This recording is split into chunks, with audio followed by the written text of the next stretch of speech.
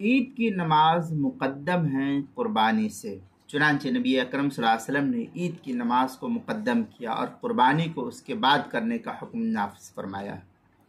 خواہ وہ مکہ میں ہو یا مدینہ میں یا دنیا کے کسی بھی مقام میں ہو، جب ہم کو اتنے دن رکے ہیں تو اب یہ نماز تک رکنا یہ بھی ہمارے لیے افضل طریقہ ہے، اس لیے نماز مقدم ہے اور قربانی جو ہے مؤخر ہے۔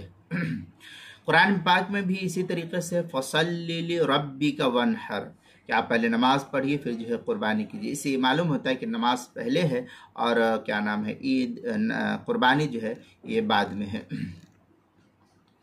رسول اللہ صلی اللہ علیہ وسلم کا فرمان ہے، فقال رسول اللہ صلی اللہ علیہ وسلم من کان ذبح قبل ان يصلي او نصلي فليذبح مكانها اخرى، فی روایت قال صلی اللہ علیہ وسلم یوم النحر ثم خطب ثم ذهب فقال من کان ذبح قبل ان يصلي فليذبح اخرى۔ یہ مشکات کی روایت ہے، جلد نمبر 1 صفحہ نمبر 129، جو قدیمی کتب خانہ کراچی پاکستان کا چھپا ہوا نسخہ اس کے اندر۔ اسی طریقے سے قربانی کے مسائل کا انسائکلوپیڈیا، اس کے حروف تہجی عین عنوان ہے، عید کی نماز مقدم ہے، صفحہ نمبر 105 پر اس کو نقل کیا گیا ہے۔